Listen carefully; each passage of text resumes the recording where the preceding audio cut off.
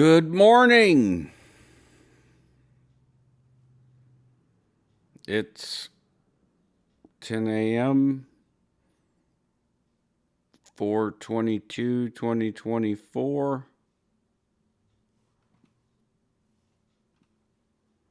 Monday. Furniture selling day. Can you hear me?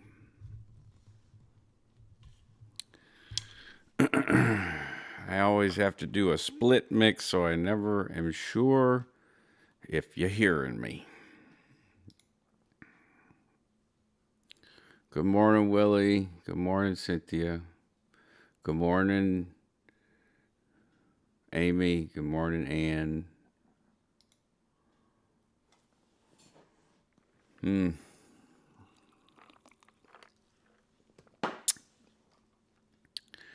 Well, that's good. It's good that I can be heard. I want to play some music, and then we'll get to something. Good morning, Nick. Good morning, Nikorasu Kitsuniru. Nikorasu Kitsunuru.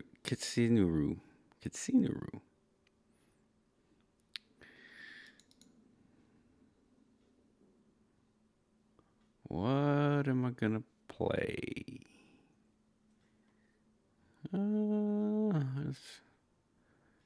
This is a crapshoot. We'll see.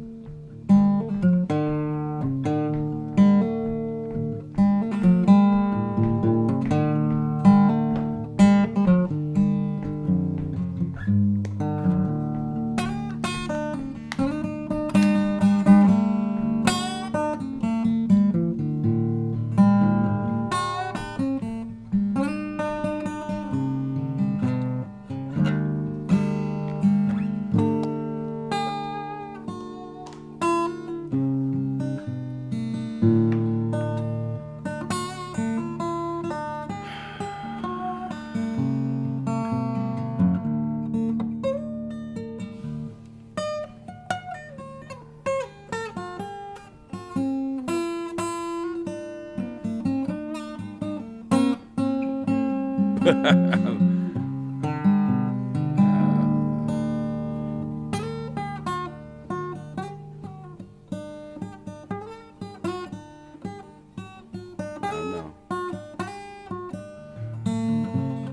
Stick with what you know.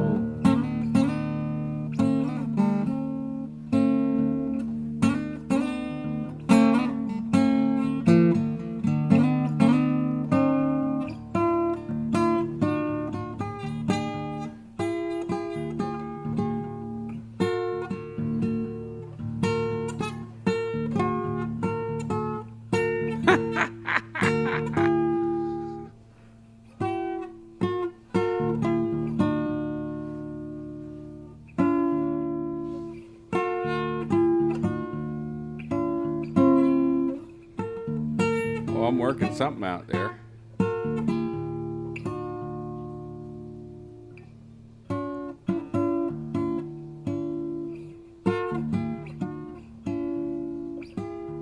Ah. Oh. Yeah, I was definitely working something out there.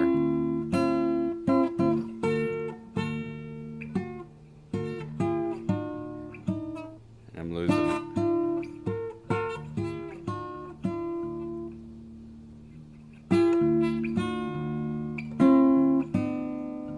Yeah.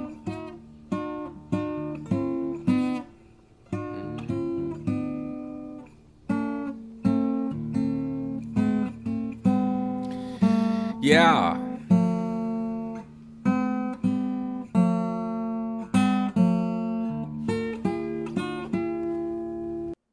All right. So that was something that I clearly had an idea, and then it went kaput. Good morning, Beach. What's happening? Good morning, Brian. Good morning, Beach. Good morning, Willie. All right. Oh, wrong button.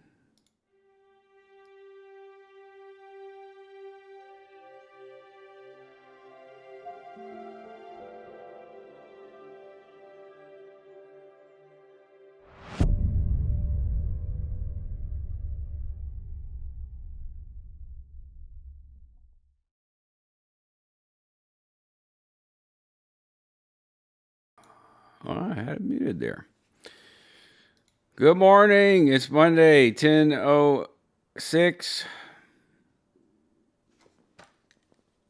that right? I can't tell.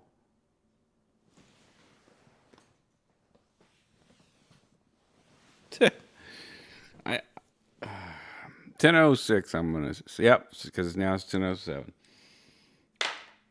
All right. You may hear some reverb. I'm in a big room.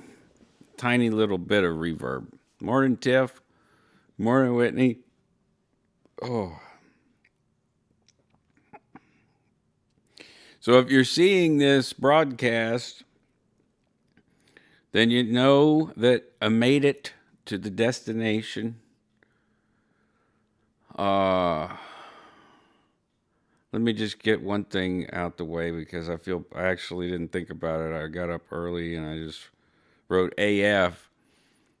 And yes, it stands for aftermath, but I'm not talking about any of the aftermath stuff.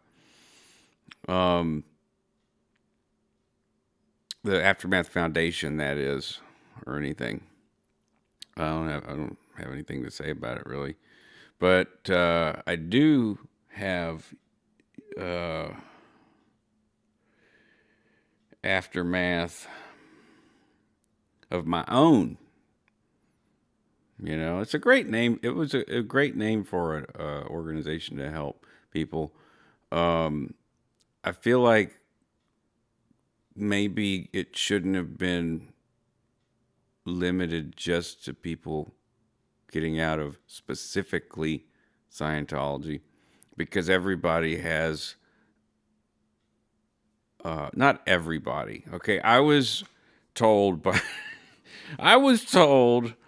my therapist, backed up with all kinds of proofs and studies and statistics and shit, that not everyone has the kind of crazy fucking trauma that some people have.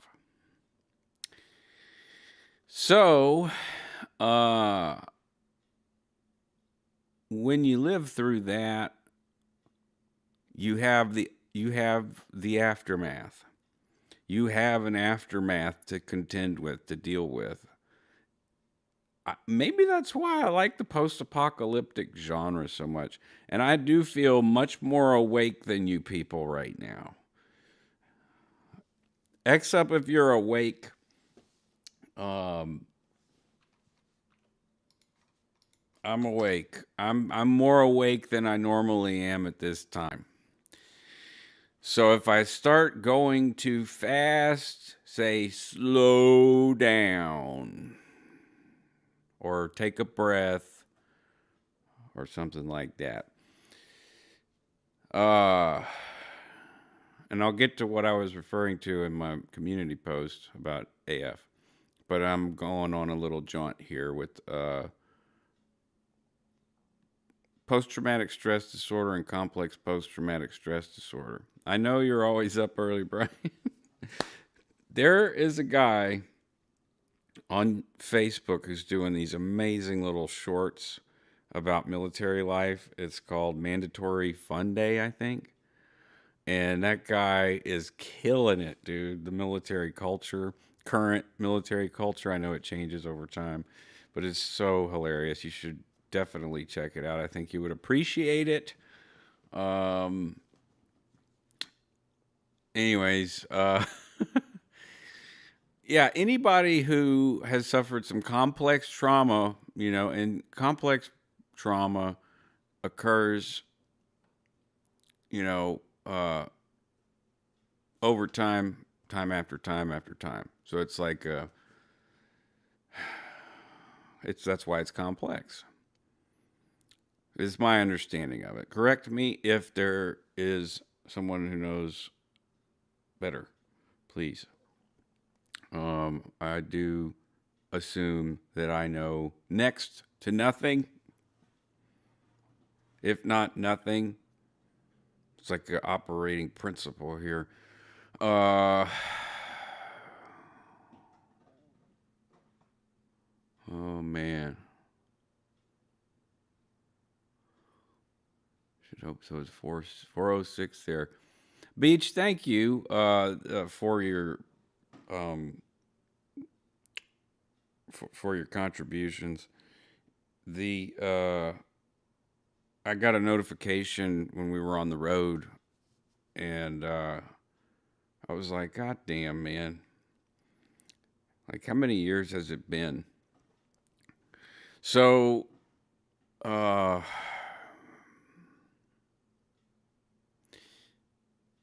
it's yeah. So PTSD, CPTSD. Not everyone has it. I find that hard to stomach or believe. Maybe it's more stomach it than believe it, because there are some well adjusted people in the world. Hey, Tish, what's up? There actually are people who had relatively, escaped their throes of childhood and teenage years relatively unscathed. Relatively unscathed. News to me, because most of my friends and family, they all fucked up with the CPTSD, PTSD, coercive control groups ad nauseum. So, instead of Oprah in the 90s, it would have been cool to have some kind of aftermath foundation to help people understand their worth, their value, that they're not worthless pieces of shit. Because there were a lot of social and cultural norms all around the country, and I'm sure all around the world, that are tied to popular coercive groups. And not every church is one of those. Some churches, just like hey, there's people that actually got out unscathed. Well, there actually are some groups that aren't that fucked up. It's relatively unscathed. So Whitney says, "Yep, generational." Anne says they may lack CPTSD, but they can also be pretty two-dimensional and vapid. Of course, and also there's genetic factors involved with other things, right? Like CPTSD and PTSD is something that humans deal with forever. We have a whole part of our brain to basically deal with that, the limbic system, and trauma response, fight or flight, stuff like that. But there's also other pathologies related to other things, personality traits, disorders, behaviors, whatnot. Willie, you learned about your brother's schizophrenia. See, that's another pathology there. And you've got different types of schizo uh, disorders. You've got schizophrenia, paranoid schizophrenia, schizoaffective disorder. Uh, Everyone's favorite narcissistic personality disorder. You can have that and not have PTSD or CPTSD. Um, Bipolar disorder, two types. My biological father was type 2.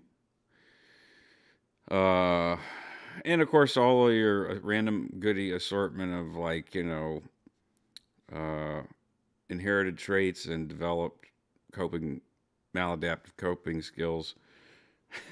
Skills. I mean, you could call drinking a skill.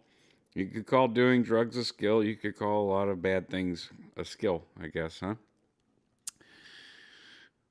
But you see what I'm getting at? Instead of like going just for the people, the small portion of people of which I am a part of that went into Scientology, you know, like, why not help everybody? It seems like that would have been a really awesome broad stroke. Now, I'm blaming the Aftermath Foundation. I think what they did was good. I'm just saying in like the 90s, instead of Oprah like pep talking all the housewives, um, it would have been cool to have something like that as a teen to just hop into. I did it through the community, and I also had a lot of bad uh, groups that I was a part of. So, uh, Amy Jeans, holy shit, Johnny V. Johnny V, you motherfucker. What the hell are you doing up in this bitch? That's everybody. I got to give a grand introduction to Johnny V. He is here. He's still here. We need to have we need to catch up, dude. Haven't talked to you in a minute. Yeah, I miss you too, motherfucker. Shit. Pardon the locker room talk. I'm sorry. Whitney, do you know Johnny V? Who in here knows Johnny V? X up if you know Johnny V. I know Johnny V. From a long ass time ago. Let's talk about a little bit that. I've still got a pin in the AF thing. So, Johnny V. Right. Amy Jean, I have not had the pleasure. So, Johnny V watched probably the day or the week of my very first video and continued to watch my decline into unfucking my brain and going through a divorce and getting cancer and talking about Scientology and talking about how it works. And there was a funny point. We were both probably not in our best state, right? But there were times where he liked to shout. He did shout caps. And maybe you can help me remember, if you remember. You might not. But there were times where you weren't sure if welcome, Johnny, dude, welcome back, bro. Shit, fist bump, big hug. Good to see you, man. I start my week broadcasting at 10 in Central Standard Time, and it helps me establish the week, so I have a Monday through Friday. So yeah, there were times where I think Johnny wasn't sure if I was a real ex or if I was doing some disinformation stuff. He showed my videos to people in mental health and was, saying, check, what is up with this guy? Like, is he for real? What do you think? Like, how do you read this guy? Um, yeah, I know Johnny V. I was a tad sozzled. I don't know what sozzled means, but I'm going to assume that means tipsy or something like that, or it could mean like in extremis, uh, like totally whacked out of your mind. I'm not sure, but yeah, there was some drunk as sozzled. Okay, well, you know, in vino veritas, right? Like you were not afraid to speak what you were thinking without filtering it. And I do think there's some truth to the saying in vino veritas, but also, uh, you know, everything in moderation, including moderation itself. So if you have the gene, my dad had the alcohol gene, and it was also an addiction. So, uh, yeah, moderate everything in moderation, including moderation itself. Well, if you have the gene and you got to stop forever, yeah, then that's that's still moderation. You're moderating that. Holy shit!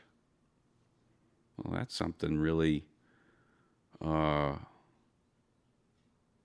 inspirational. 4 years clean and sober. Yeah, you're moderating that shit. Moderate the fuck out of it. What I mean, because some people, it's dangerous to say, and you probably are in groups or run groups now, where you got to be very careful of what you say. They might take it to mean, oh well, I can make a slip or whatever. I'm gonna assume you've watched some of Loudermilk, but if you haven't, you need to watch Loudermilk. It is definitely a requirement if you're still working in the program. So I say a requirement. It's about recovery, and it's hilarious. It's got the guy from Office Space in it, and some other really fantastic actors. But it's the group that's amazing. Yeah, Louder Milk, and it's all one word, all caps. So Johnny will like that.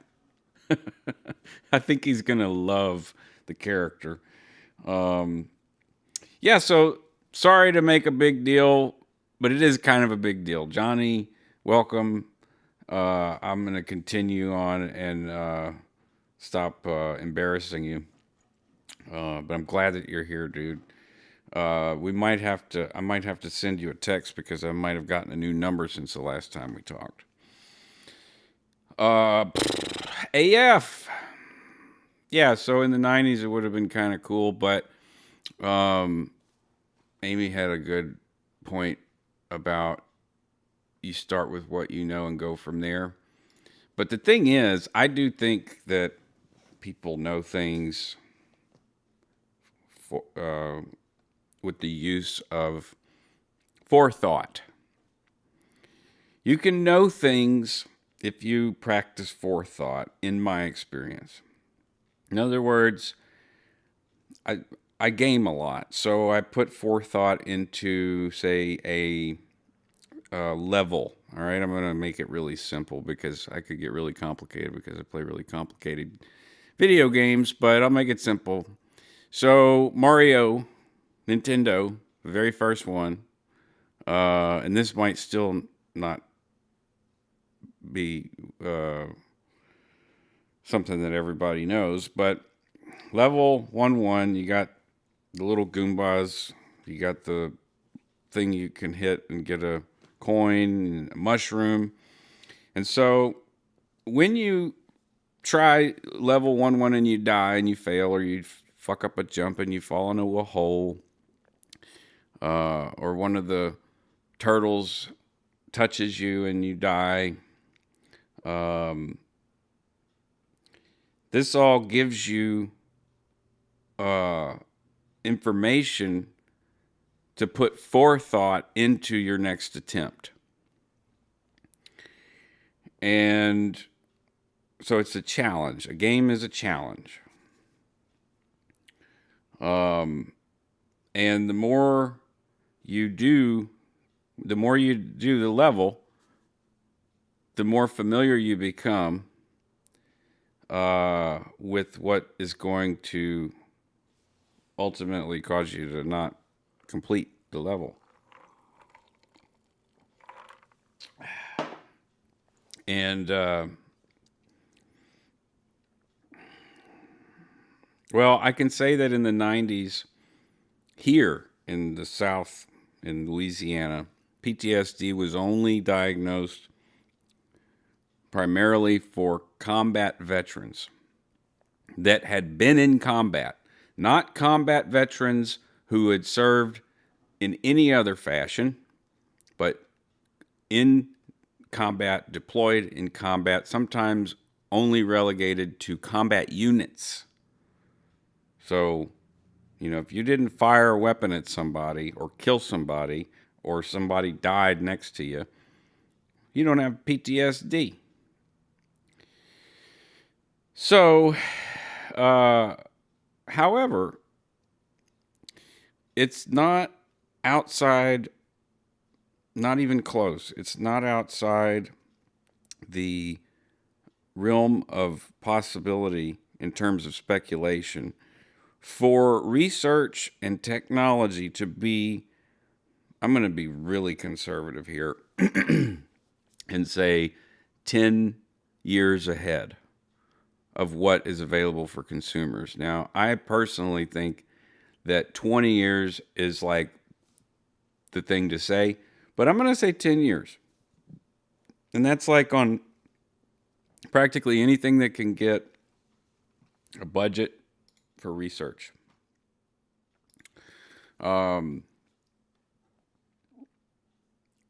Psychological research, technological research, sociological research, research, to gain advantages because we live in a world of nations. This planet that's actually, this loop is from a game called Mass Effect. And Earth is being destroyed by whatever. There's a whole story there. But we live on a planet of nations. We might live in a galaxy of whatever. But we've got enough to contend with down here for damn sure. So each one of these nations has governments, which are, essentially coercive control groups. They enforce and the law and of their land, and there are things that you cannot do anything about it. If you don't like it, tough shit. Different ideologies that brought forth all of these governments from these different nations have citizens now of multiple generations that have wanted to change things and have through many different ways and means. What I'm getting at is that, 30 years ago, or whatever it was, the 90s, they were at least 20 years ahead, which means they were back in 2014, back in 1994. So, but that information would be, I don't want to say classified, probably private. And for private benefit, for especially in the United States, being capitalist, for sale. Have a better soldier, have a better human, have a better leader, have a better computer, have a better life, have a better this, have a better that. Oprah Winfrey, my mom says Oprah Winfrey. She used to. Now, for some reason, she says it right. So Yeah, Whitney says PTSD was only combat veterans. Yeah. And you could be a combat veteran and not have been in a combat unit, if I'm not mistaken. So, because my dad was in Vietnam, but he was not, and he was a combat veteran, but he wasn't in a combat unit. So he couldn't get the help that he needed. And so, and they were actually quite encouraging to push maladaptive coping and stuff. You know, there's a whole I wouldn't even call it locker room culture. It's just military culture. You know, it's they they're tough as fuck, man. Uh, but they also are very hurt. You know, if you know what I'm saying.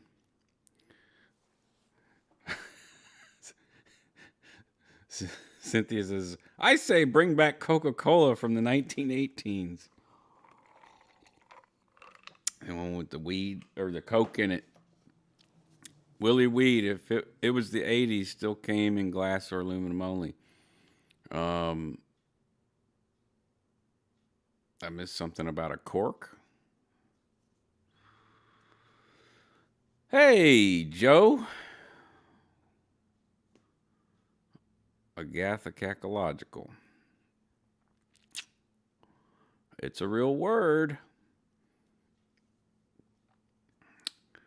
I remember when George Carlin said that maybe if they still called it shell shocked, they would have gotten the help they needed. Yeah, maybe. I mean, it was called a lot of different things. There's a great series called War Torn, and it is about early reports from officers and whatnot in the different armies from all over the world that talk about PTSD, and they call it different things, but it's PTSD. So, like from combat, because you can get PTSD, you're gonna get PTSD. Anyways, there are people that don't. Imagine that shit.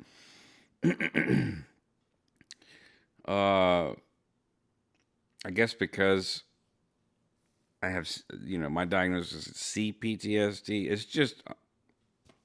It's not even really remotely imaginable at times for me to think that people don't, like, they got out relatively okay. So, aftermath.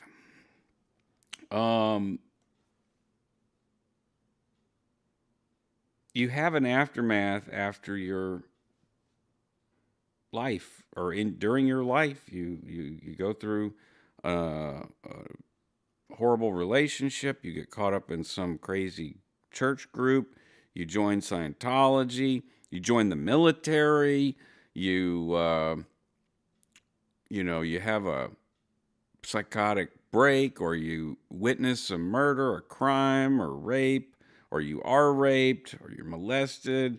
Um, all these things, they have an aftermath. Now, I'm learning, and again, I try to take the point of view that I know next to nothing. So, I'm learning that, you know, when you have experienced this stuff, one of the ways you can cope with it, it's not necessarily maladaptive, but over time it becomes maladaptive, because you can learn to disassociate yourself very well. Hide the pain, Harry meme. I need a producer now. I'm tired of producing my own shit. I need someone like Joe Rogan has to throw shit up on the screen. Join the Mormons. There you go. And you can learn to disassociate really well. It's built into our brain.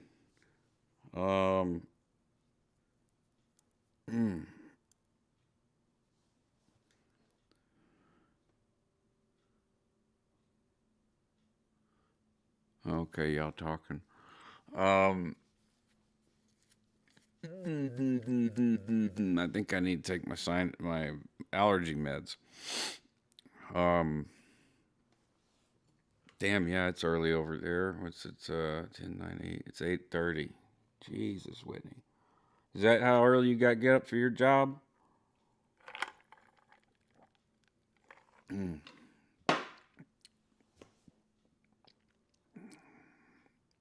So it's cool that Johnny's here because of this topic. Um, because he's time wise, like you know we've never met in person, but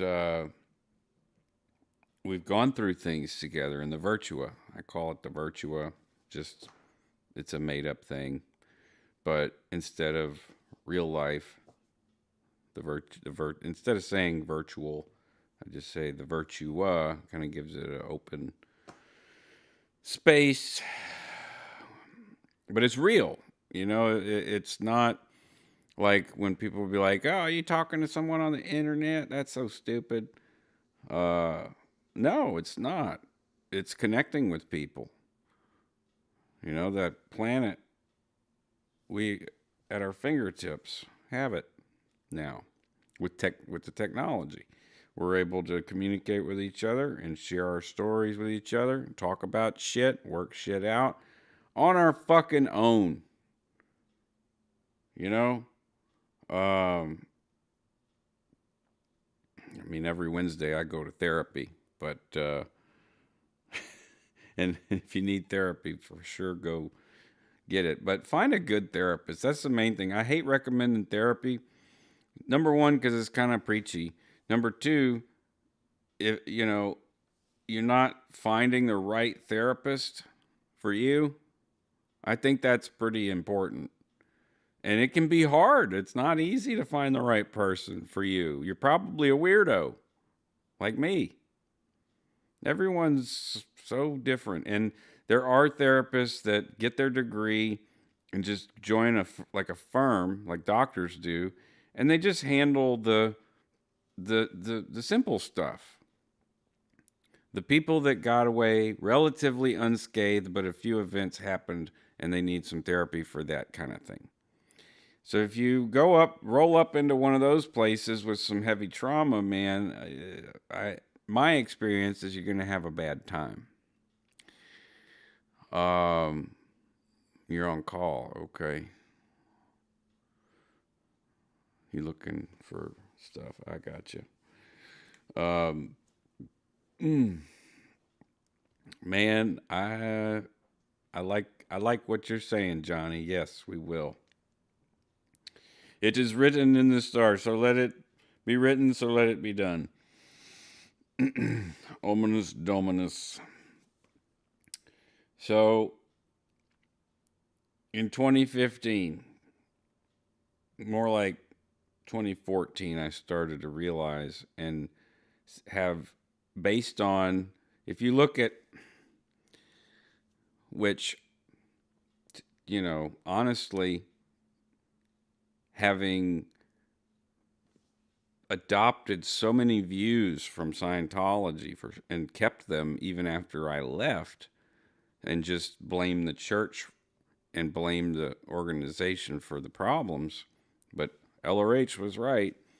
I was in a doubt condition from 2011 to 2013, which is an official church thing. And when I finished it, I got summoned for what they call a committee of evidence, and I didn't go. The committee of evidence is where it's like a tribunal, and they declare you right there, or in my case, they might not have declared me. Adrian Heredia had contacted me. They definitely reached out to him because he said, "Oh man, I heard you got a ComEv. You should definitely go."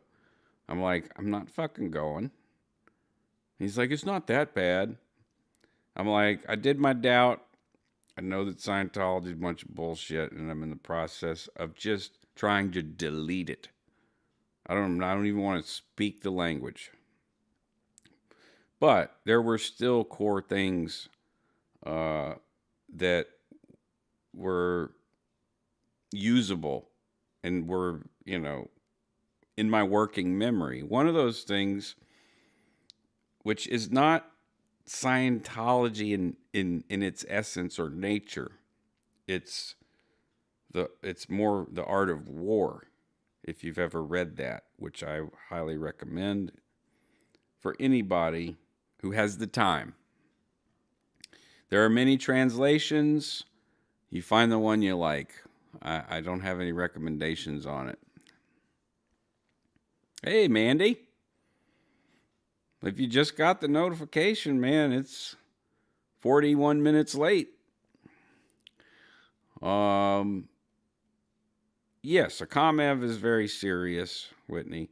And it came after I completed my doubt condition and sent it to he was the HCO, which is the ethics guy, but now he's the ED, the executive director. His name is Dominic Boudreau, to Baton Rouge org, to his email. And so there was no way, I didn't send a letter, because HCO gets all the letters and opens them. So if I'd have sent him a letter, he might have called me and be like, hey man, don't do this. Hey, I don't want to show this to anybody. But I sent it in his email, so it was definitely what they call in Scientology broad public issue, BPI, which means all of the executives are going to be reading it or have access to read it. So I didn't go. My ex-wife didn't know what a ComEv was, but she did want me to be in good standing with my church. And I said, there's no way in hell. She said, well, what if we'd watched Going Clear in whatever year that was. And it prompted me to do a lot of the work, the internal work, or whatever you want to call it. And she was afraid of fair game. And, I said, I don't know that much. I did work with celebrities and hung out with celebrities that are in Scientology, but most of my time was pounding the pavement selling books. They only used me, just like in Spanky Taylor's scenario. They use you to get to people that you get along with, and then they fucking chop you out of the picture. So, Ann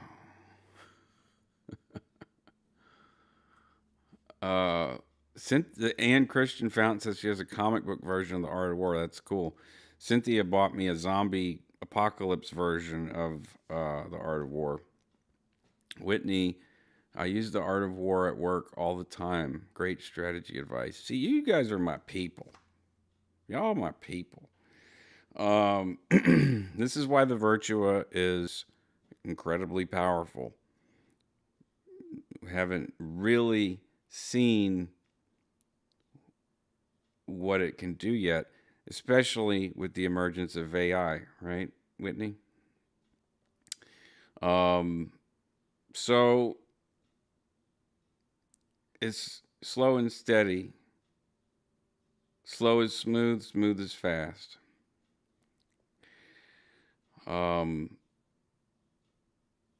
Where was I? Yeah. 2014, 2015. Around Father's Day, I remember driving into Eagle County, Colorado, looking for our Stella and Stone. Had an ex parte order. When I didn't go to the ComEv, and I need to look at the dates on this because this is really crazy, because it's like she was afraid of fair game. Unwittingly, she may have, or completely on purpose, this is the big question mark. Either unwittingly or on purpose, and this is why fair game is so effective, because you can manipulate and use environmental controls. I did a whole thing on that a couple weeks ago. Environmental controls.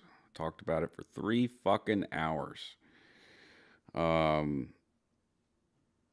yeah, Whitney on the AI has slowed down a bit. A bunch of companies invested and implemented it and then realized they need to actually prompt it. You said customize and program it, but that's what it amounts to, right? So are you looking, I'm just curious, I'm wondering if there's any jobs in prompt engineering. George Hotz, if you know who that is, said that's what you should put on your resume. Prompt engineer. It's going to be, I dropped off a U-Haul yesterday with the app, but I, with a little bit of foresight and knowing that we're ahead, we're always ahead, the nations, right? I'm not us, not the little plebes. They don't give us civilian dribble, trickle down tech, trickle down what Alan Watts calls psychotechnics.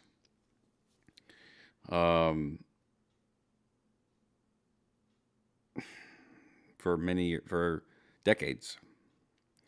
But I was dropping the U-Haul off. I'm like, man, why isn't there a drone robot coming out to unhook the trailer? You know, the interaction on my, not a phone anymore. Remember, it's not a phone. A phone is an RJ11 line. There's 2 in this house, where a physical object called a telephone sits. And you can only do a couple of things with it. There's a couple commands that you can pay for. Star 69 is one that I used to use a lot. Call waiting. Now, what we have in our hands is hilarious to me because, you know, going back in time again in the 90s, people were so worried about, Satan's coming and he's going to chip us all. Well, now everyone's holding the exogenic cybernetic devices. It was made clear that the people wouldn't go for a chip in the head or the chip in the wrist or the chip anywhere. So just put it in their hand. I'm not saying exogenic cybernetic devices are evil, but they do, and they are designed to, good morning, Travis. I have 20-somethings always ask me if those are Ethernet lines. If what? Oh, the RJ11s. Yeah. How long you been here, bruh? You just been working and listening?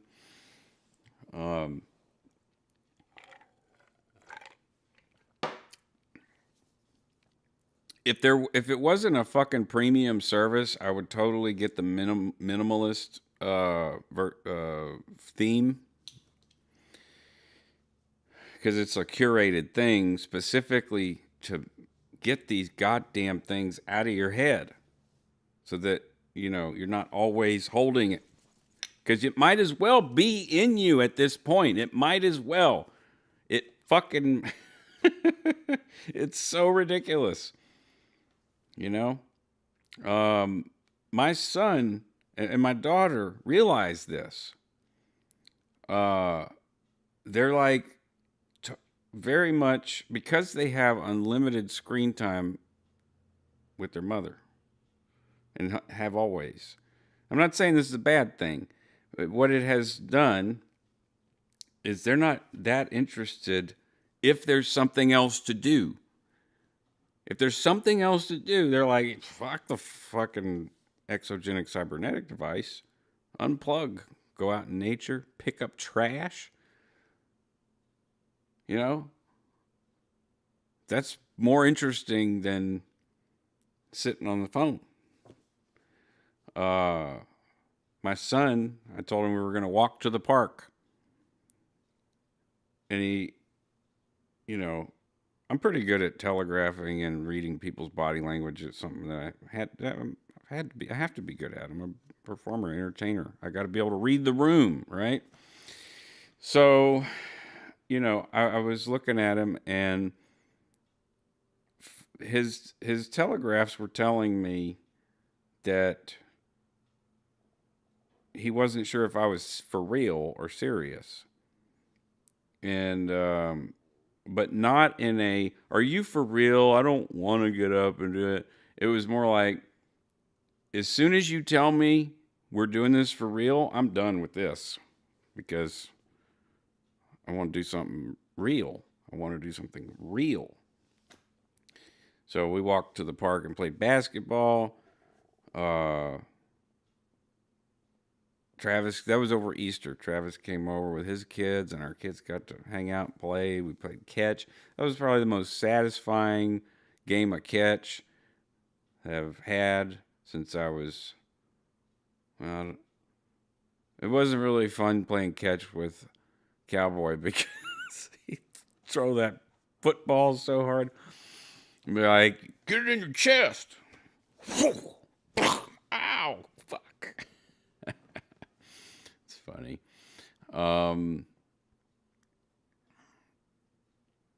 They have no consciousness, remember? Are you talking about AI? Yeah, okay.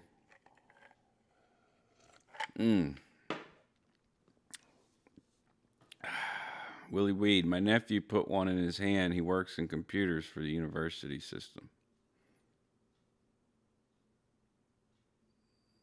A phone? A exogenic cybernetic device? Oh, wait a minute. No, he got a chip. Okay, all right.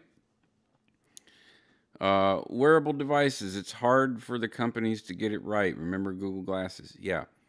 And it's practically impossible to sell the product that's needed because it's tied to some mythic thing or some doomsday prophecy about Satan coming back to the world and chipping everybody. Where did that get started?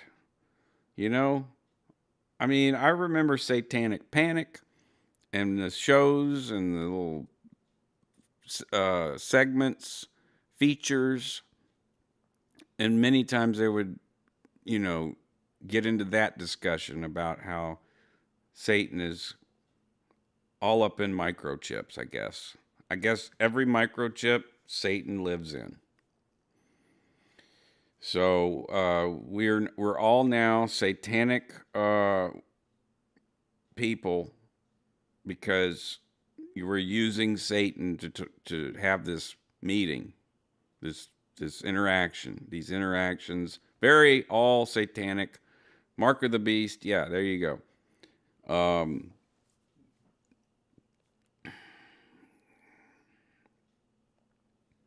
What even is the mark of the beast, really? You read that in the Bible. Theologically, when you go to seminary school, it's just theology, tons. It's some people's cup of tea. I like theology a lot. I like philosophy a lot. I take after my dad in that way. Here, where my mother and Cowboy used to live, there are and used to be lots of sets of wine glasses, lots of glass, lots of pictures, and TV. At my dad's house, it was a radio, a nice stereo system, and books, and weird metal sculptures that he made, welding sculptures. Um, and so I take after him in that way. So I dig theology, but yeah, the mark of the beast. What is the theological idea behind that? That's something worth looking into. I couldn't speak on it now, but all I'm saying is at this point, it would actually probably be safer to just have something in your hand, so you could feel like a Jedi or a Sith and go, whoa, groceries paid for, whoa, I got gas, whoa, I'm 21.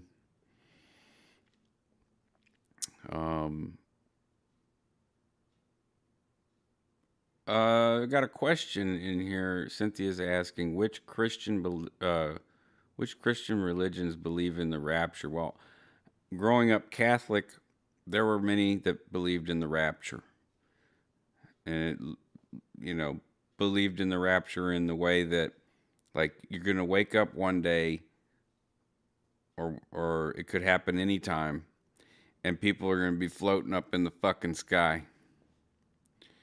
And if you're not floating, then you're fucked, because Satan's coming to rule the earth for however long.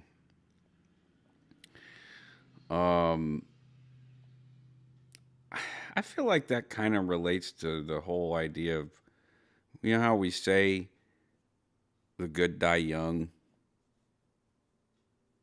I feel like somehow that relates.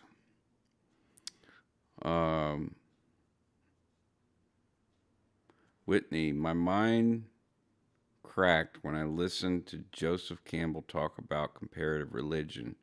He assisted Lucas on Star Wars with the myth.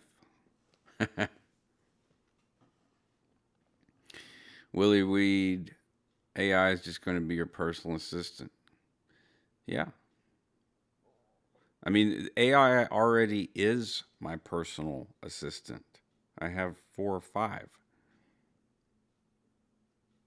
Did y'all know that? I use AI. I started using AI when Doug and I started doing Backflash, or it's like 2 or 3 broadcasts, and then I was like, hey, let's use GPT to get its opinion, and it was like, I have no opinion one way or the other. And normally, per ethical standards, because I think that, again, I don't know. I operate from the idea I don't know jack shit. But it is kind of like Pascal's wager to me, what I'm about to say. Pascal's wager, if you're not familiar, was it's better to believe in a God if that means not believing sends you to eternal hell. So, in the same wise, I feel it is better to believe that AI will develop some kind of lifelike, take on a life of its own, and perhaps develop not necessarily feelings the way we have, but, it's another stack of life, even though it's a completely alien life. I think that there's 2 stacks of life, biological and synthetic, or in this case, biological and silicon based. So maybe silicon is Satan. I don't know.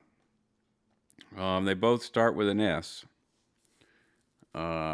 maybe Satan is just a bad translation of silicon from thousands and thousands of years ago. Fuck, I don't know.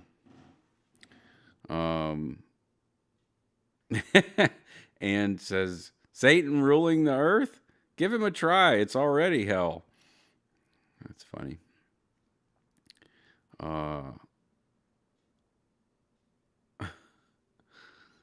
Why? Lulu has a microchip naked? What are you talking about, Cynthia? I need context. Does that mean she doesn't have her diaper on? I don't know. Okay. So, circle the wagons around again. 2014, 2015. Johnny's screaming at me in the comments. So he's saying, man, you got some really good points. And then other times he's like, no, you're a freaking op, dude. You must be OSA. And I got to give him major props because like he knew enough to know that was a possibility at that time.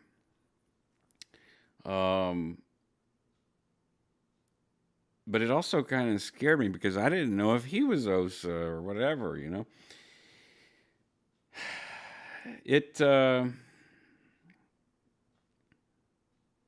From 2015 to 2017, and in the Chronicles playlist that I have from 2015 to 2020,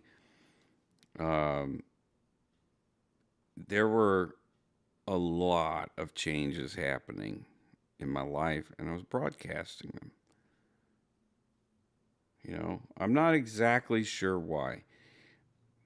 I do know that I wanted to keep a record of how I felt. It didn't need to be public, but I felt a lot of support coming from the public, and from people like y'all. And it wasn't a large group. It was less than 100 people. I don't expect to find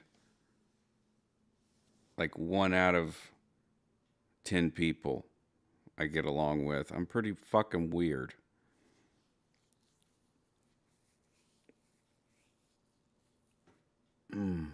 Or whatever you want to say about, what insert adjective. But I expect more like maybe 1 in 1,000. But it's probably less because I've got, well, there's, I haven't looked at my subscriber count. I never really do, but when I think about it, I do it just to see.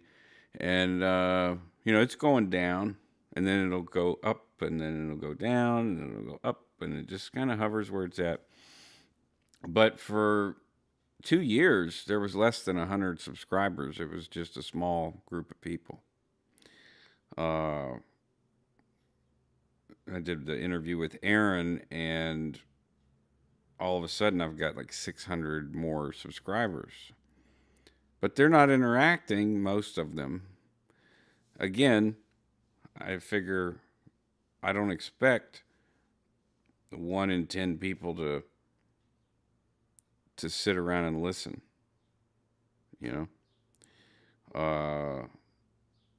or to even like me or understand, or walk away not thinking that I'm some kind of kook. My buddy Robbie, who helped me move this week, move the studio, had someone tell him once, after talking at great length about his trauma stuff related to coercive religious groups, and he said to the guy who was talking to Robbie, he said, "Am I crazy?" And his friend said, "No, man, you're nuts, but you're not crazy." And I think that that's a really uh, I thought that was really deep, and I think that sometimes people may look at others through the virtua and confuse the two. Are are you nuts or are you crazy? Um,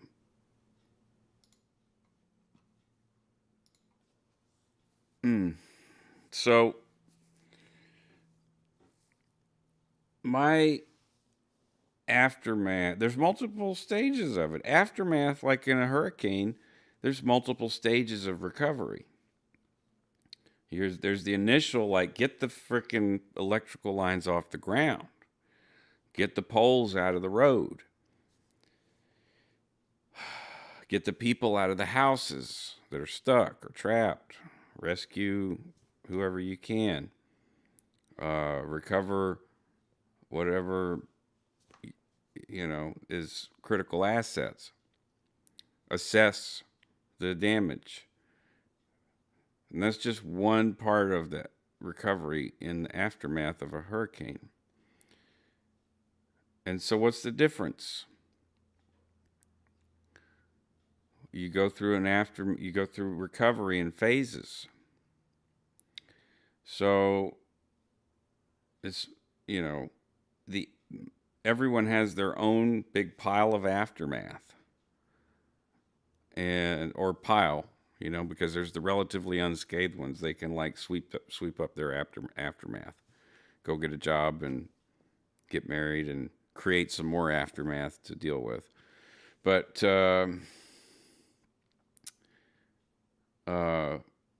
you know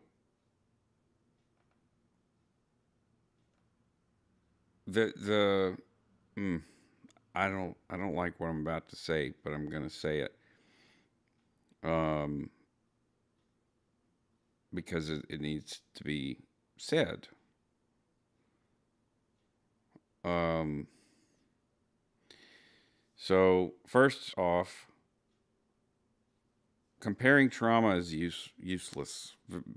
Basically useless. Comparing it in a way to where I had more than you. Comparing it in volume. Because one traumatic event could, depending on the person, be so disruptive that someone who's been through many, many traumas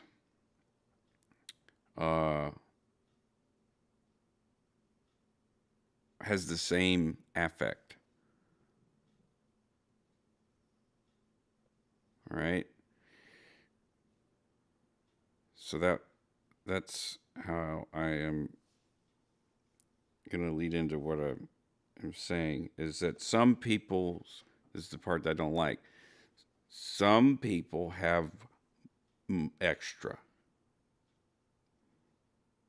Now that's not that I'm saying someone has a heavier load to carry. They just have extra. And the thing with that is, within the recovery process, it's longer. That's why it's extra. It's longer. You got to work on it longer because there's more phases. If Hurricane Laura had come here and leveled it with water, the recovery would still be happening. And so that's extra recovery. I feel like I said that okay, actually. But it's a point that is sticky in my side sometimes, or has been, because oh well, you didn't experience this, so excuse me, eat a bag of dicks. I see where you're going with that, passive aggressive comment. And I'll just ignore it and continue. That's not directed at anyone in the chat. That is directed at people who say, oh, well, you didn't experience XYZ, so, and you weren't this rank or this thing or this, that, the other. So you don't really, it's not as bad for you as it is for me, is what they're saying in a passive aggressive way that is socially acceptable. You can even broadcast this and people will be like, yeah, he's right. Or he's got a point.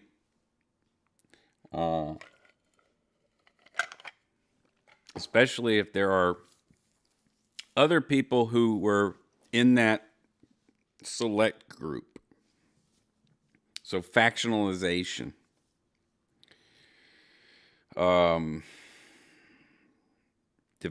Division among those who there should be support.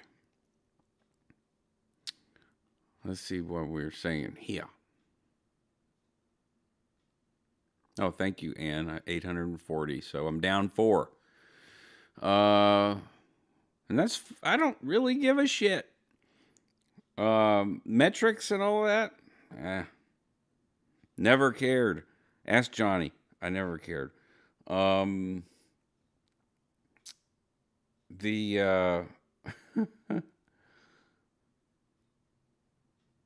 L. Ron Hubbard was also one of my early subscribers. And I think him and Johnny got into it a few times. It's hilarious. Oh. So, and this is actually good news, and I don't know how to break good news. I'm just so used to bad news. Like, Ann just said, if it weren't for bad luck, you have no luck at all. Well, just as a side note, I've always looked at luck as I have a ton of it. But it's like Dungeons and Dragons. Are you going to roll initiative fucking 0, 1, 1, 3, or are you going to get that 20? It seems like I rolled a 20.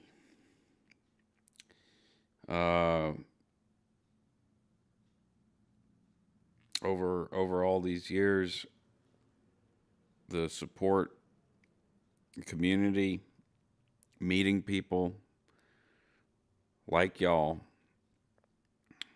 talking to people like y'all on a one-on-one basis sometimes, like Johnny and people who prefer to remain unnamed.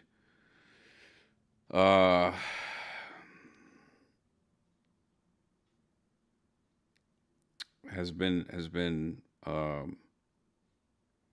big part of my recovery. Hasn't been all of it, but it's been a huge part. And I had in 2015, after spending Father's Day in Eagle County, Colorado, looking for my kids,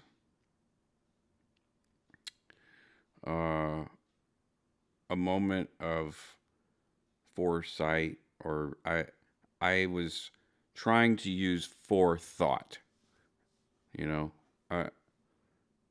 I was reading The Art of War, and I continued to read it daily. I had a daily Art of War app.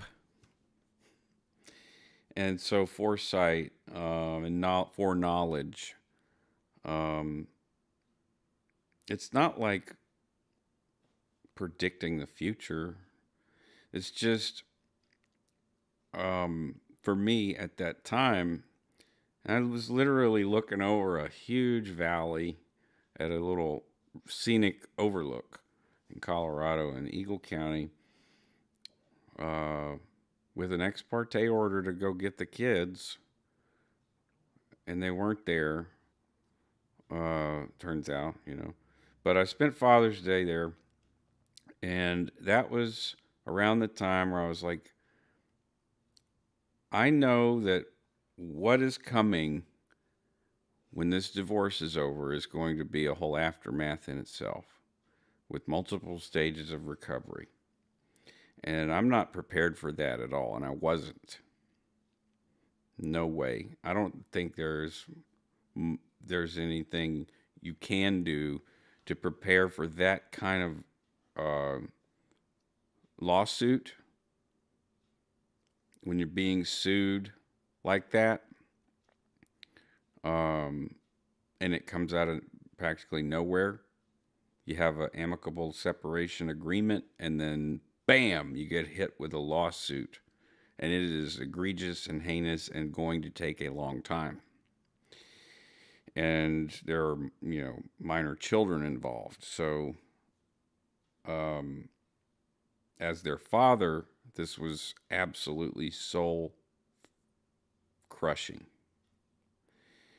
But I had to look at foreknowledge and work on foreknowledge, which is not something that is necessarily pleasant to do, because you get to make decisions that you don't want to make. You have to rationalize and ration all the way down to each decision you make, because one false step and you could end up in a situation where you're in what Sun Tzu calls the grounds. There's multiple grounds. I would refer to contentious ground and deadly ground. So there was this generalized idea that if I could survive the cancer, the losing of my income, and the inability to work and being unemployable, I was in a wait and see holding pattern for any assets I had left, which those all went. And I was prepared for them to disappear. House, car, any kind of personal items. Instruments were all gone already. So those are the, that you're going to lose that. So, I prepared well, you can't prepare, but I tried as best as I could to prepare for that. And did a lot of meditating in the studio when I was at Dale's. Whether I wanted to or not, it's an anechoic chamber that we built.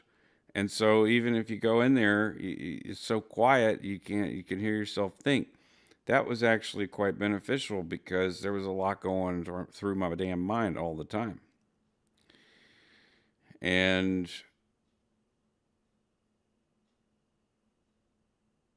I was living in it.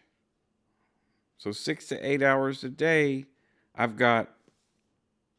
can hear the blood pumping through my veins, my heartbeat, every single tiny little vestige of a thought.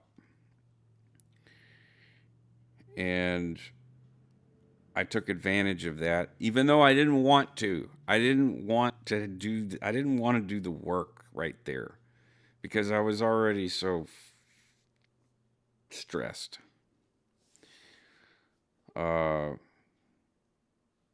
Then there were domestic things, whatever. My goal,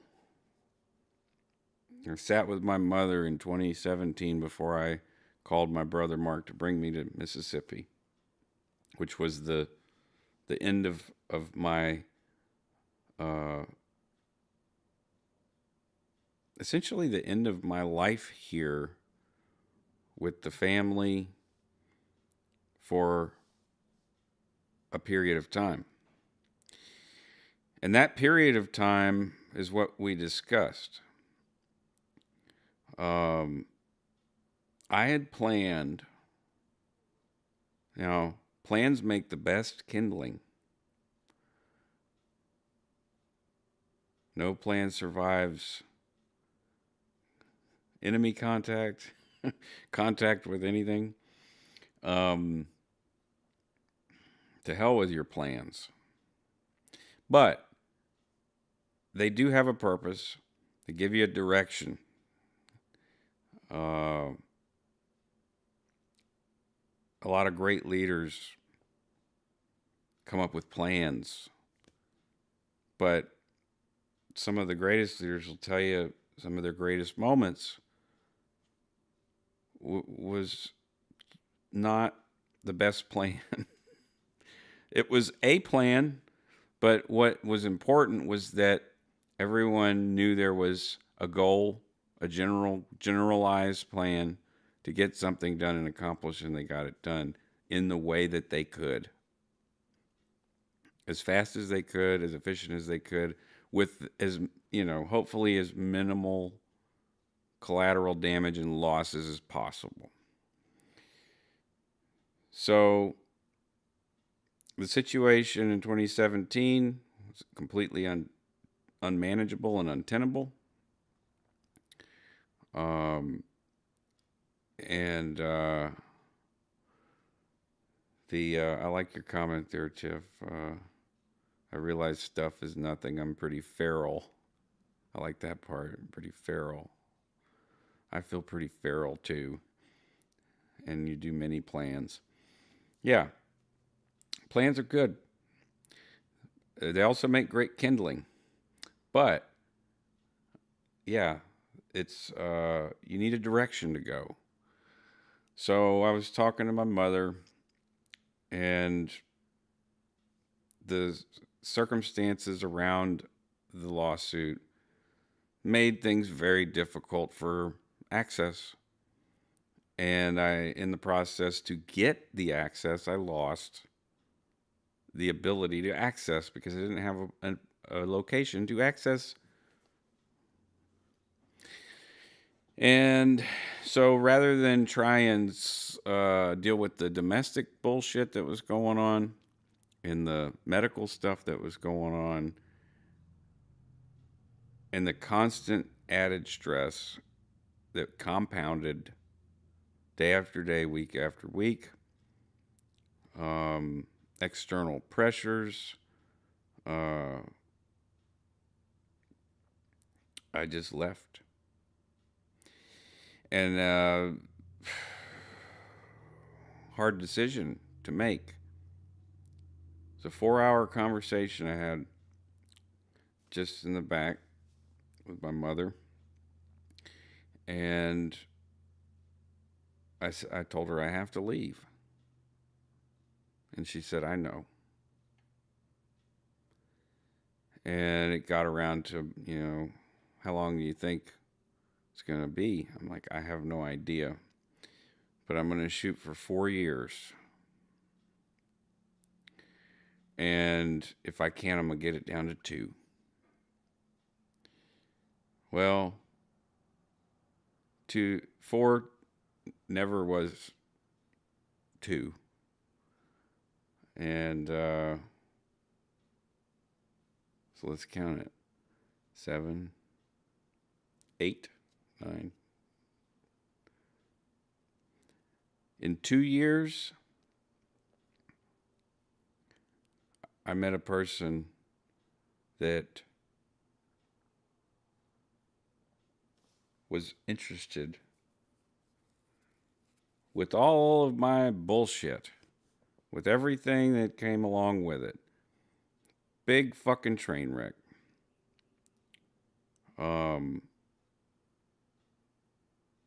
And that was a big thing because I was very, I had been married for 7 years. I was not used to not having somebody to talk to confide in, to be with, to trust, and also pretty low on the ability to trust.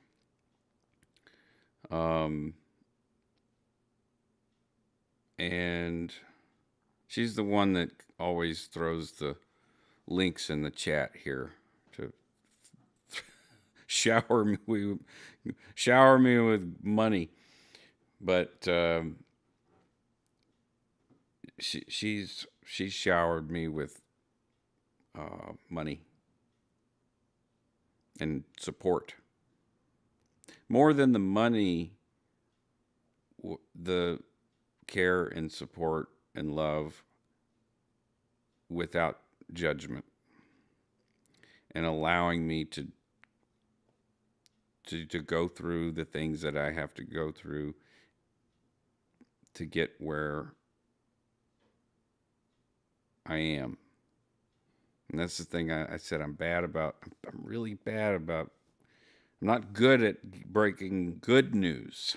I'm so used to delivering bad news. Uh,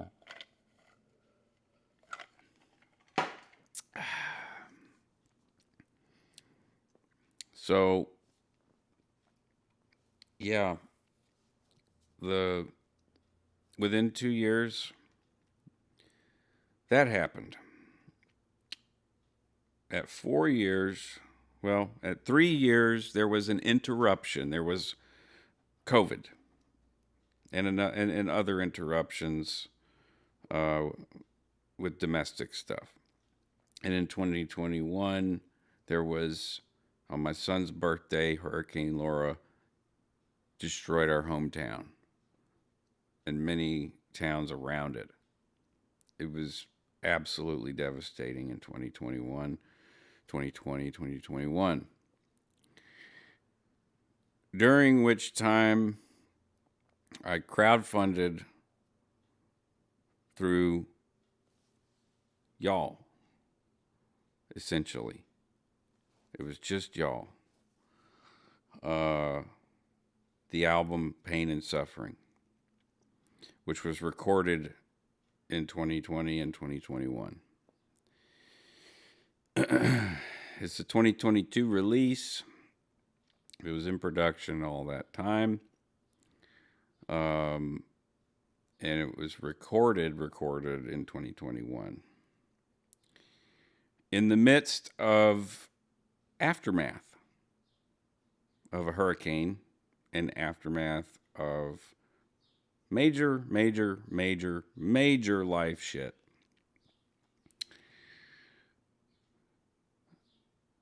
So the hurricane, if you look at it as a modifier for time and assets and inflation and cost of living and a lot of other factors, natural disasters regionally and locally are affected.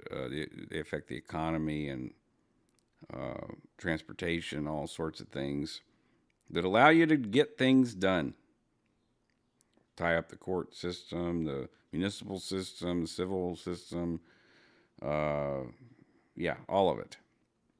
So from 2020 to 2022, we had frozen COVID hurricanes. But something good came out of it. An album came out of it, appropriately named Pain and Suffering.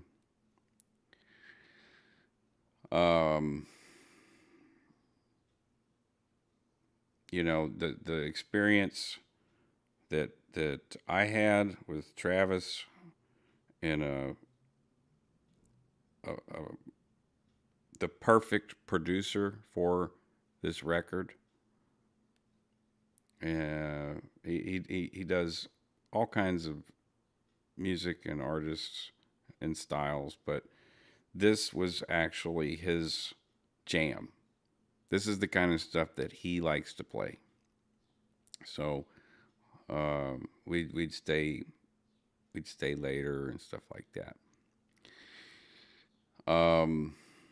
It was a dream experience inside of the aftermath. So when I would go into the studio, it was like I crossed into another dimension, and as soon as I walk outside, the aftermath is right there. It's like a safe place to do the music I was still exhausted, and just beaten, um,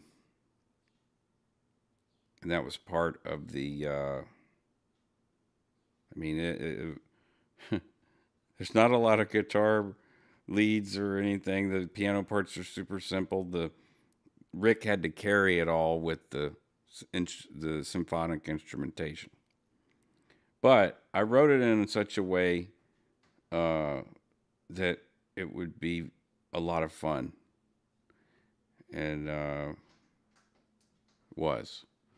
So, sounds like someone's trying to get into the house, and someone is coming into the house. Who is that? It's me. It's my mother, and I'm broadcasting Mom. You got, Mom, you've got 17 fans right here. Oh, yeah. Yeah. Look, there you are. You got to show your face. How you doing? Good. How about you? Good. I woke up late this morning, so. You did? Yeah. What time? Oh, about 8:30. That is late for you. For me, yeah. Huh. Well, I got about 28 minutes left on this broadcast. Okay. I mean, Mikase, Sukasa, right? Yeah. Sukase, Mikasa? Yeah. More like. I'm going to sit on the porch. Okay. There is some coffee, but the warmer's off. If you want to make some more, I'll have a cup when I get done. That's my mama, Alice Marie.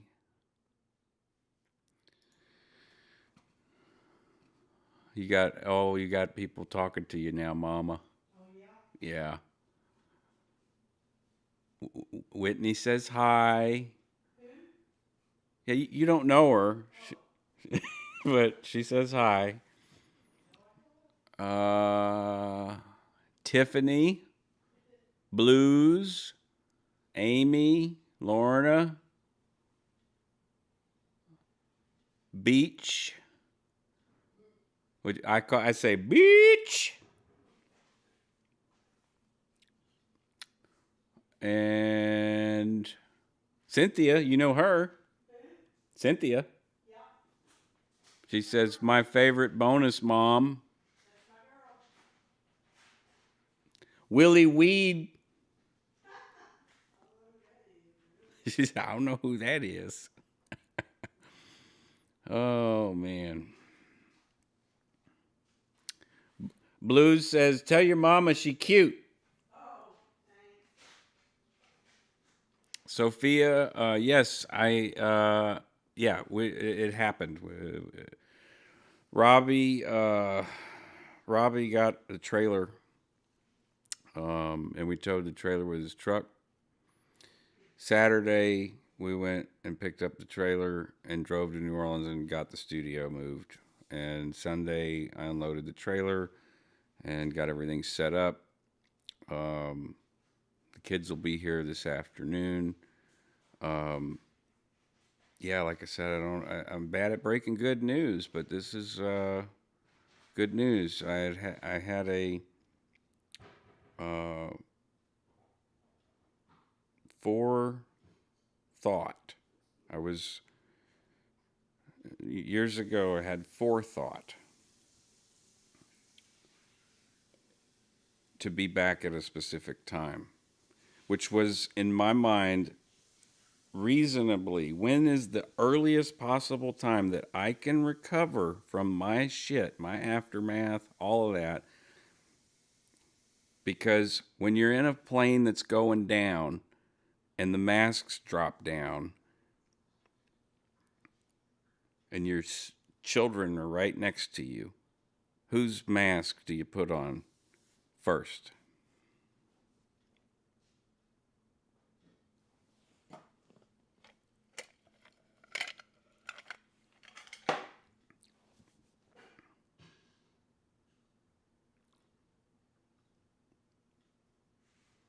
It's rhetorical.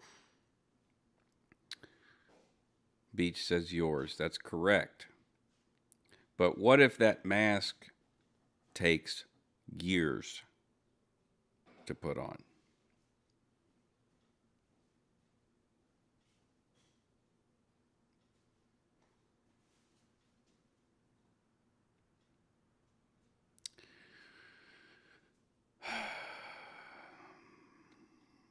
It did. It took more years.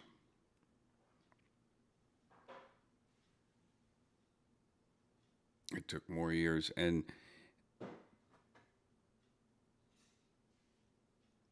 if you're a parent, you think about that situation, the airplane thing. It's good that they instruct you prior to to put your mask on first, because your instinct is not going to agree with that. So this proverbial mask that I'm, referring to as dealing with the aftermath of the aftermath and the aftermaths of the aftermaths. The plane's going down, and I'm just watching my children as I in slow mo, but doing it as correctly as I can.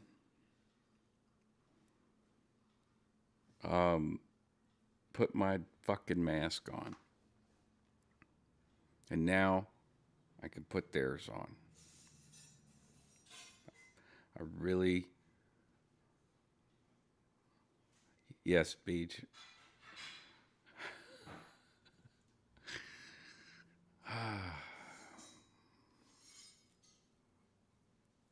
So, if there's anybody that deserves acknowledgement or credit, it's not me. It's everyone who has supported me and helped me. I can give myself credit. I know I'm bad about it, but I can give myself credit for making the decision and disassociating from it, because that is what was required of me. And I'm not unfamiliar. I'm not unfamiliar with disassociating in order to make a decision to do something, especially in a situation that is potentially a situation that could go down really fast. Things can go down really fast. I'm not unfamiliar with being able to make those snap judgments. In fact, that's something that you learn to do a lot in coercive control groups. But not necessarily all of them, but the ones that I've been in.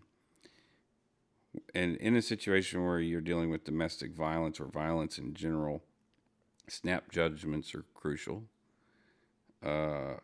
Snap judgment was essentially required as part of the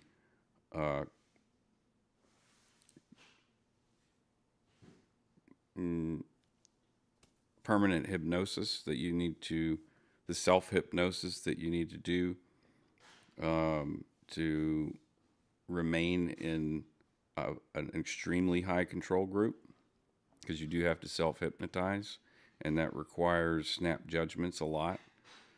And then you don't think about it. You make the decision and you don't think about it. And so in therapy, there's a lot coming up in the last year or two that is aftermath of that. I didn't know what the ultimate outcome would be, and I still don't know what the ultimate outcome is. I'm not omnipotent. But if there's anybody that deserves acknowledgement, credit, it's the people who've supported me, and to know, for everyone to know that the gratitude that I feel is incredibly deep.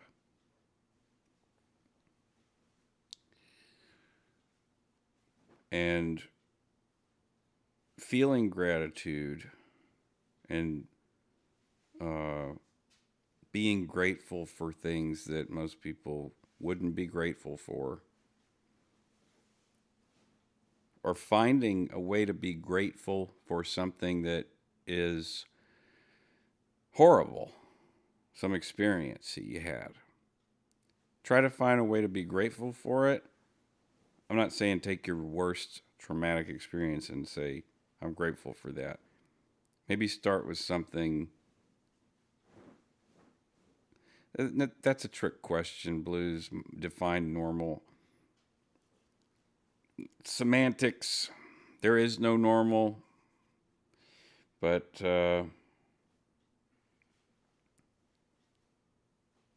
maybe start with something that you are not grateful for, and see if there's anything, any way that you could change your perspective.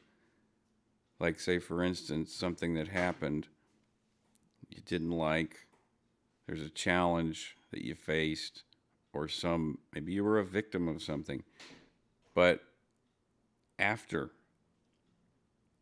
how did that affect you, and how is that going to inform you in the future and prepare you? How can you use that gratitude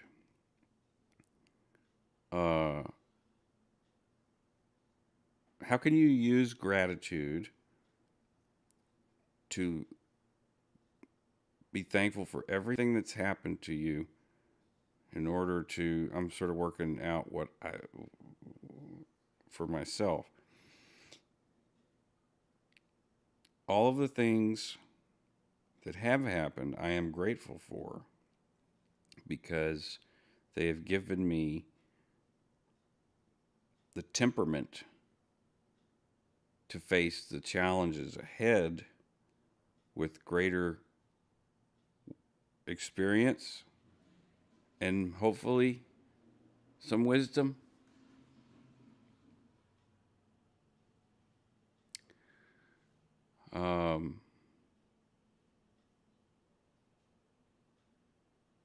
Yeah. So when I say say AF one more motherfucking time. Say it. I double dog dare you. Do they speak English in AF?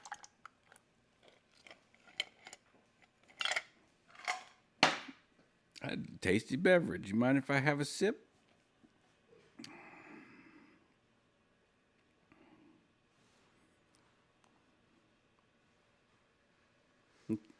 I smell that coffee. Huh? I smell that coffee. You want me to fix you a cup? Oh no, I'm almost done.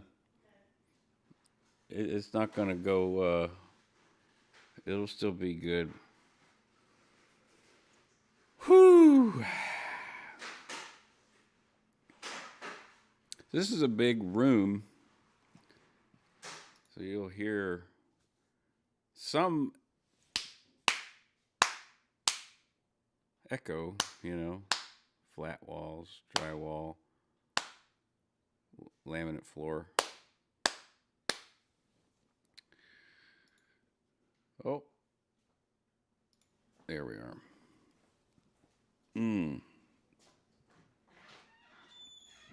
Oh, excuse me. I'm hoping we'll see more of Mom. She's got all kinds of stories to tell. She might be embarrassed. It was a quick move. I am absolutely uh, I humped it. I just kept moving stuff and setting stuff up. We were talking 1 week's notice essentially. Um, Now is just try to maintain. I had a specialist advocate from Florida call me, and we talked for 3 hours about what she can do to help me. Um, there's stuff to do with the school, the teachers at school, and I can. I'm trying not to get emotional. It's okay to feel this, though, right? It's okay to feel it. I just have a tendency to not to want to be all watery right now. I probably shouldn't have that feeling, but right, it's okay to feel emotions and show them. Okay, well, god damn it. This has happened a few times on other broadcasts, not on my channel, but um, you know, I've been waiting for almost 9 years since I made that forethought, knowing that there were going to be years where, at the time, my children were very young. There were going to be years where I will not have any means to access them except through my mother. And my mother put her mask on first while I put mine on. And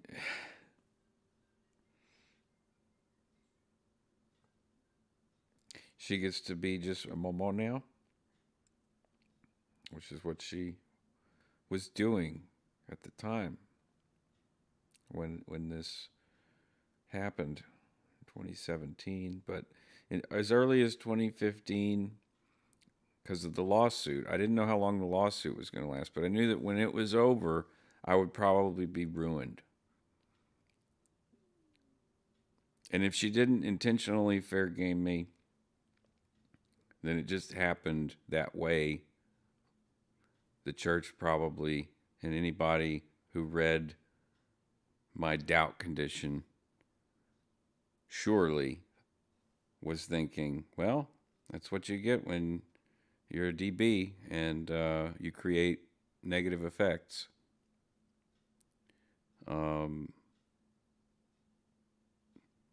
And when I got cancer, they're probably like, oh, he's about to drop the body. See, this is what happens when you leave and you read the materials you're not supposed to read. I have no doubt that Dominic Boudreau used me as an example for other people, other staff members, as to what happens to people who leave Scientology. There's this saying, Sophia, in Scientology that means the same thing.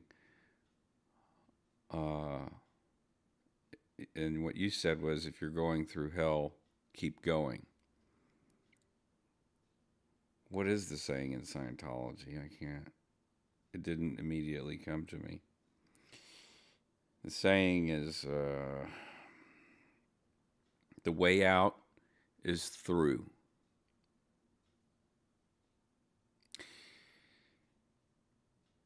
And so with that forethought and I had support of my friend Dale. I talked about this with him. I told him what my plan was, to be back within I was hoping 2 years, 4 years, okay, 4 years, then a fucking frozen COVID hurricanes, um, 4 storms in 1 year, an album, um, which I felt completely guilty about making, and some people from the community were like, no, no, no, no, no, no, we want you to do this. You have to do this. You can leave for 2 days, you know, because most of the time it'd be 2 days or 4 days at it, you know. In total, the whole album took 10 days,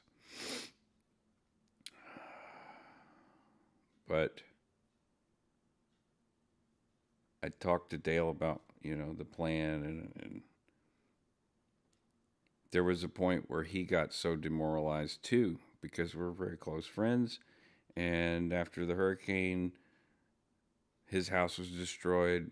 He was in Houston, and because of my uh, disassociative nature, I'm just slogging through it.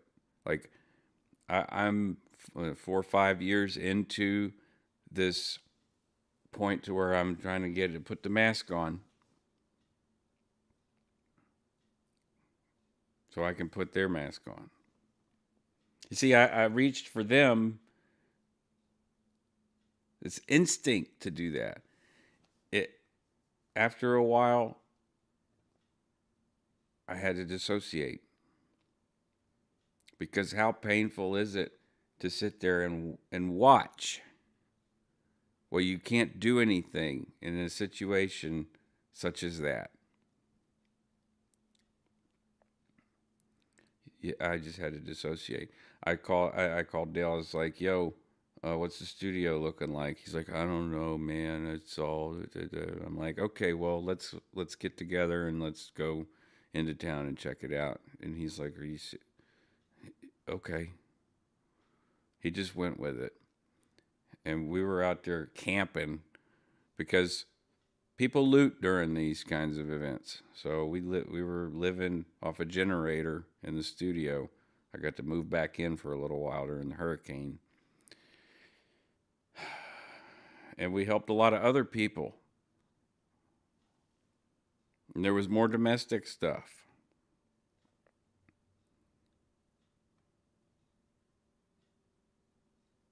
And during all that, Cynthia packed up what was going to be the rest of her. I mean, she had to get rid of a lot of things. She had more than she could bring. And some of it was lost through shipping. She drove all the way across from Northern California, across Texas. Clutch, crucial timing. And even then, it still took a couple of years.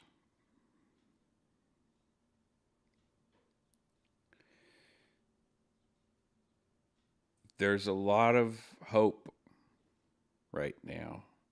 And if you're the, whatever it is you do, you burn some incense, you light a candle, you say a prayer, do that for yourself, because the support, like, the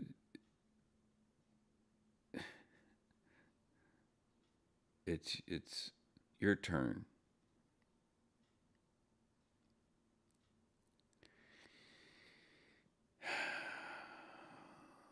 And it's my turn. It's our turn.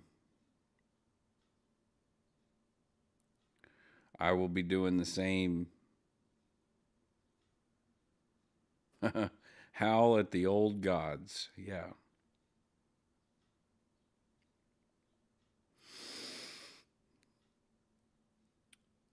It is very still unreal, and I'm still disassociated to the point to where it's not even real to me that the kids will be here in 3 hours, 3.5 hours, and tomorrow, and the next day, and the next day.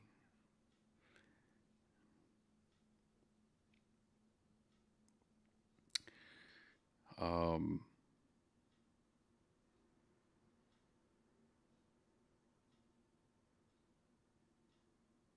this is a pivotal moment, and it may not last. I should disclose that. There is an X factor in here. There's always a cowboy. But the cowboy knows and agrees that the kids need this. They need me.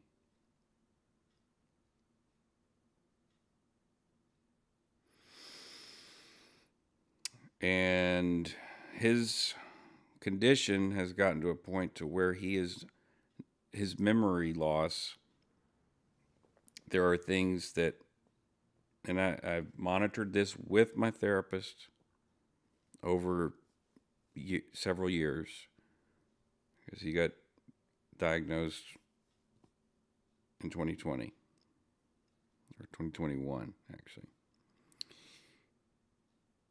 There's some memory that's gone, and it's the memory that would be the thing that the catalyst for him to attack, to defame, to discredit, to stick you, poke you.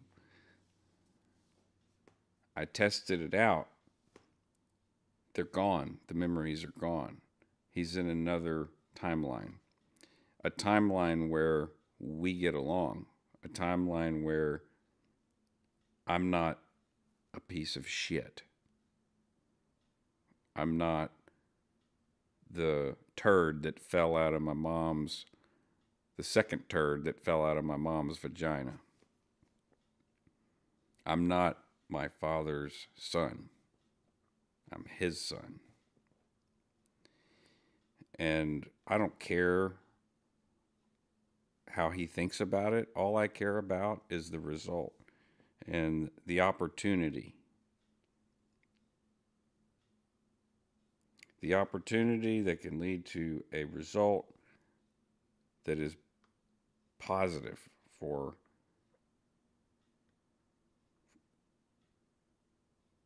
the kids. Positive for everybody. But at least get the fucking mask on.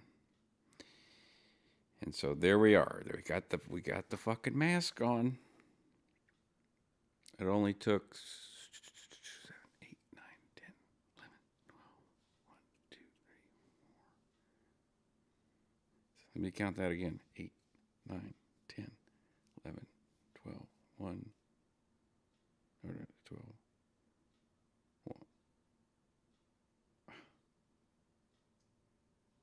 13, 14. Yeah, there we go. 7.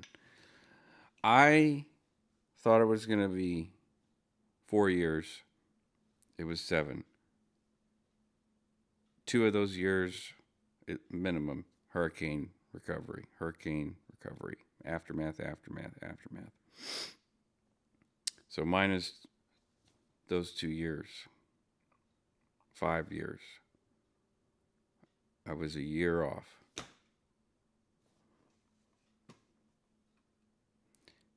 Best case scenario, it would have only been 2 years.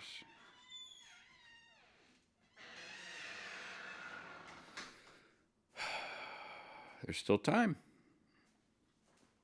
So, you guys have a good week. I'm glad y'all started it with me here. There's some chat that I'm going to leave up and read.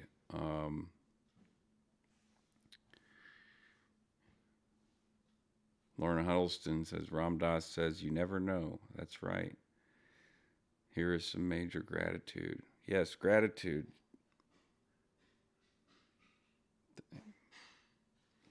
I'll see y'all next week. Everything remaining the same. That's not going to happen, but I will probably see you next week. Y'all have a great week. Kick ass. Whitney, good luck. Look into prompt engineering. I think you might. And watch George Hotz on Lex Fridman. I think you would specifically. I think you would really like that. I'll see y'all on Thursday for the whoever comes on Thursdays. It's fine, but we'll be broadcasting. Live long and prosper.